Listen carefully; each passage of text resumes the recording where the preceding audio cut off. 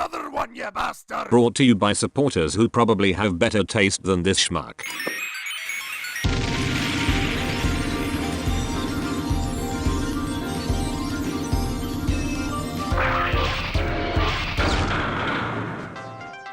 I used to think that Hasbro only really had a problem with designing female Transformers from the Prime Wars trilogy onwards. Because that's when I primarily got back into collecting, I assumed that's where things really went downhill. In hindsight, it's been consistent for the entire duration of the franchise. Higher-ups refusing to make female toys in G1, Japan redubbing female characters as male, ironically creating the first non-hetero relationship in Transformers, years and years of cancelled Arcees from multiple toy lines. It never became a thing, it always was a thing. From the get-go, Hasbro was like, things are most certainly getting better though, with figures like Cyberverse Arcee, Kingdom Air Razor, and Black Arachnia. The upcoming Elita one, and Minerva got leaked as well. The supposed Velocitron Shadow Striker. It's not all doom and gloom. Sometimes I feel we lose sight of the progress we've made, and it's important to put things into perspective. This is especially true when it comes to figures like Legercee Arcee. Even long after her release, she's still causing an uproar due to the compromises made, which I have previously covered on this channel. And yes, I definitely consider this a blunder on Hasbro's part, but that doesn't mean we should write off the progress made. Today, I want to contrast Legercee against her polar opposites. A figure given more liberties and freedoms, yet drawing from a source material that had plenty of issues. A figure that prides itself on accuracy more than anything in the adjacent generations line, yet is allowed to flourish with more original ideas. Greetings, Cybertronians, I'm DrLockdown, and today's diagnosis pertains to Studio Series SS-85 Arcee. No, this isn't the SS-86 version. The numbering makes it somewhat confusing, but this is the Bumblebee version we're talking about here. Now, I'm fully aware these two don't share much in common aesthetically, since I'm fairly certain Prime Arcee was supposed to be called Chromia at some point in the show's production, but examining the contexts of these shows something rather interesting. As far as the vehicle mode is concerned, you'd think that the Legercee one would have more freedom than the Studio Series rendition. From the get-go, all modes and generations have been stylized to some extent, whether for copyright reasons or just to do an aesthetic the designers are fond of. Conversely, the entire purpose of Studio Series is to be wholly screen accurate, and with this typically comes fully licensed vehicles. There are of course limitations placed on this approach as well, but from these two designer outlooks, one would assume that Legercee would have more room to play with its alt mode. Surprisingly though, the exact opposite has happened. Most likely due to the Road Rocket approximations, Legercee Arcee has had to sacrifice a lot of its stylization. Conversely, the Cybertronian Bumblebee movie designs were never shown to transform in the movie. Matter of fact, they were never intended to transform. After, concerning reviews covering the last night, the decision was made to reshoot the beginning and ending of the Bumblebee film. Initially, Sergeant Burns was intended to be hunting down Bumblebee following the shenanigans in World War II. Don't ask me why, the Michael Bay timeline makes no goddamn sense. So basically, this entire Cybertron war scene, it was animated over the course of 6 months, to the point where they were still using John Bailey's temp lines for Optimus Prime in some of the trailers. Our war rages on. We will fight on. Regroup, rebuild, and retake our home. These Cybertronian designs were never intended to transform. They were merely meant to replicate the 80s cast in a modernized look using the limited resources and time available to the animators. Take a closer glance and you can even see certain limb pieces being reused across designs. It was efficient and ultimately helped tell a superior story in the end, not by harking back to 80s nostalgia, but by placing emphasis on the dire nature of the conflict. Now you'd think this would potentially cause problems for Hashtag. A design that was never meant to transform? What the hell are they supposed to do with that? Ironically, however, this roadblock actually set them free. They were allowed to come up with whatever weird and wacky transformations they could think of, and for the most part, it works like a dream. With the exception of Brawn with his big old toilet seat on the top of the alt mode and Soundwave with his everything, all the alt modes we got were quite stunning. I don't even know who you are. Special shout out to the Vans, by the way. The transformation on these things is insane. Arcee is easily on par though, not just with her transformation, but also in her alt mode. This is one sweet, sexy bike mode, and it's probably the best cycle former alt mode I've seen all year. One thing I really appreciate is that it actually looks alien for a change. I love the War for Cybertron aesthetic, but that was always more cyberpunk than extraterrestrial. This design, and by extension the other Cybertronian Bumblebee ones, finally scratches that itch for truly alien vehicles, an itch that has been left to fester since at least Thrilling 30, and as its own design, this is pretty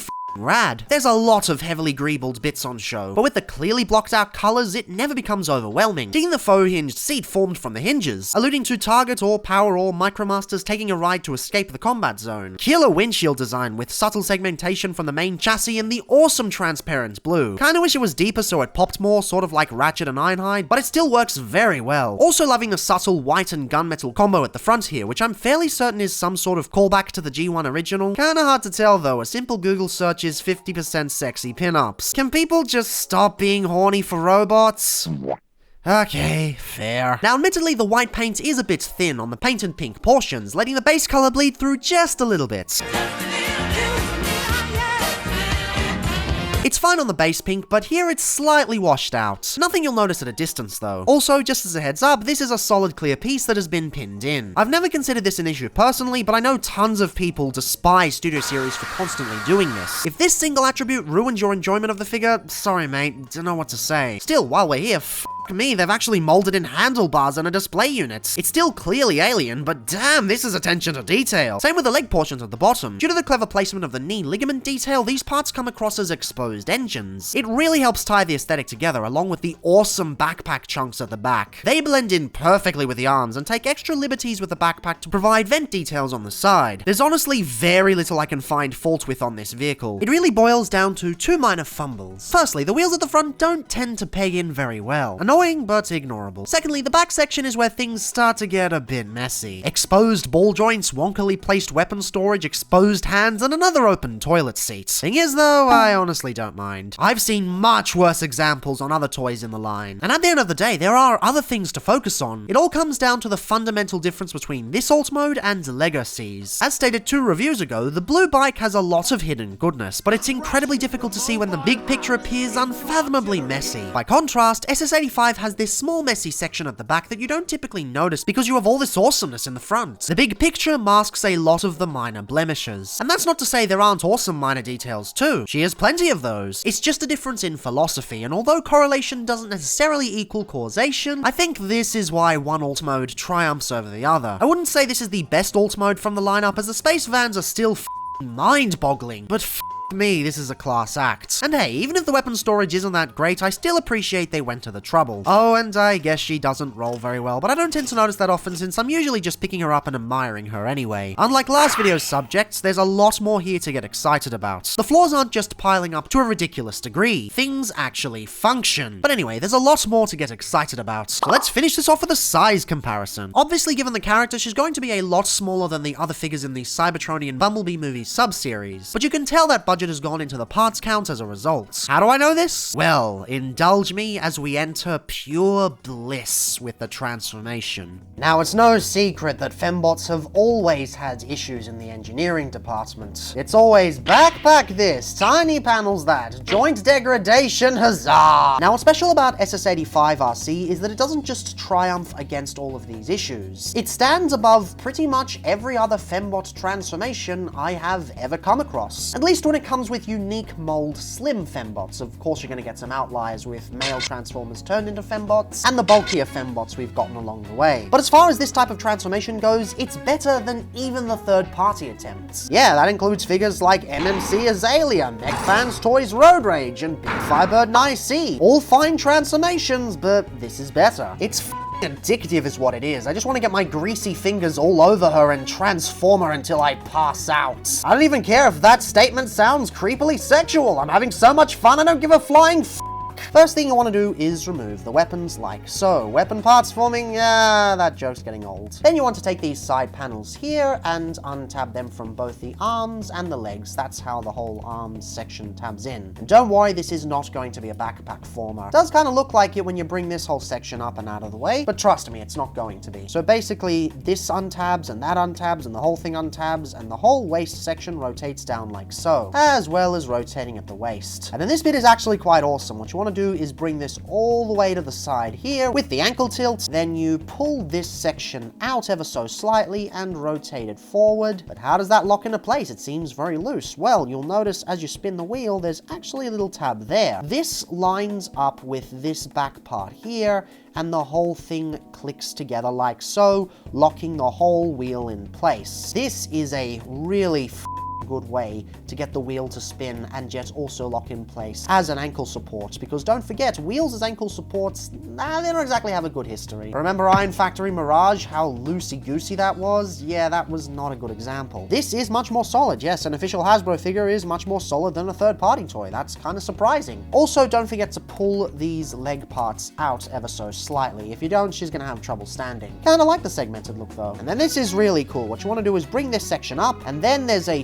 triple hinge that rotates down, and you got tabs there and slots there, and the whole thing pegs together. So instead of the entire top half of the vehicle becoming the back, it collapses into the chest. That is brilliant. Like, Jesus Christ, I have not seen that on a fembot before. And I want to see it even more. But it doesn't just stop there. You open up this back section, and then this also folds up onto the chest. So it's kind of forming a very clean, cohesive backpack, instead of just the entire alt mode being back there. Anyway, you then bring this down, and there's a double hinge that just slides into the neck. Close up the windshield, rotate these bits back like so, and then you start getting the arms out like that. And you'll notice she's got double jointed elbows, one for transformation and one just because they can. They have gone all out here. It's like, Christ, this is just amazing. And now you see why the designers were able to succeed to such a high degree. They had no alternate modes that they needed to adhere to. They could just go as bonkers as they liked. And they went completely bonkers. They came up with one of the most ingenious transformations I've ever seen. At least on a deluxe anyway. And that's really why she's a motorcycle to begin with, because it facilitates a fun transformation. And if that just means she's going to be a bike from now on to facilitate transformations like that, well then go right ahead. In fact, she's going to be a bike in Rise of the Beasts, so they can really take some inspiration from this for that figure. At least I hope so, but I'm not trusting them on that. Either way, they have done something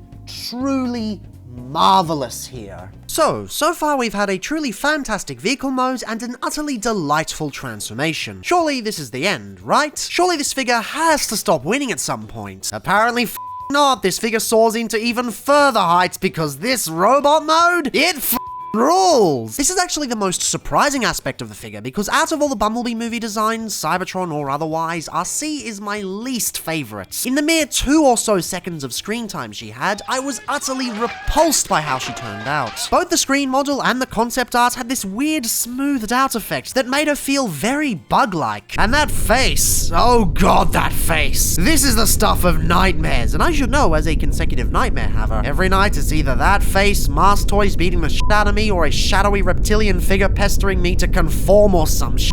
Yet somehow in the jump to plastic form, all of my gripes have been accidentally fixed. Taking a screen model and making a toy out of it is hard. You're going to have to make proportional and kibble-based sacrifices. In the process of translating this design into a physical toy, the angles have been made much sharper. The proportions have been bulked out and everything just gels together much more effectively. Even the goddamn face doesn't look that bad anymore. I'm looking at the figure and the concept art and the figure and the screen model, and I just don't get it. Why the doesn't this look bad? Maybe it's the eyes going for a more mechanical look than the organic possessed doll style of the original? I don't know. All I know is they've somehow made this design work, and it's insane. Moving down to the chest, the new angular details do wonders for the figure. It looks more like an actual transformer than a random alien NPC for a low-budget international sci-fi film. And Christ, so many hidden details in the midriff and collarbone sections. You can tell the intent was to have this imitate a bunch of streamlined armor plates on top of a heavily greebled inner frame. You do get some sacrifices, like a couple of conspicuous rectangular panels on the shoulders, likely covering up the mushroom pegs underneath, but hey, at least they went to the trouble in the first place. And no, these aren't ball joints. They're hinges disguised as ball joints. As a result, the shoulders feel super smooth to pose. Speaking of which, thanks to the changes implemented with the backpack, these end up much better blocked out. They don't just blend into the booster mass, they actually stand out on their own. And what's this? Double jointed elbows that aren't utilized in the transformation and are here purely for articulation? Damn son, you're pulling out all the stops. Unfortunately, due to the transformation and the size of these pieces, you lose the wrist swivel, but I think she gets by just fine without them. And hey, you still get some sweet hidden detail on the insides of the forearms. I get that the intent was to have these painted gunmetal showing the inner frame underneath, but I actually prefer them in solid pink. It bulks them out, making them feel more natural. Just another way in which the limitations of the physical process ironically make this design better. It's essentially the same with the legs. Once again, you can tell the intent is to have the inner frame peeking out from the hinges. One can deduce they wanted to make these thigh parts more circular than they currently are. Well, tough luck, kiddo. These are angular now, and it's all in white. And you know what? Again, this is better. Also love the extra foot pivot afforded from the transformation joint. Really helps her remain sturdy. In fact, and I can't believe I've waited this long to say it, the articulation is fantastic. Aside from a wrist swivel and an ab crunch, she has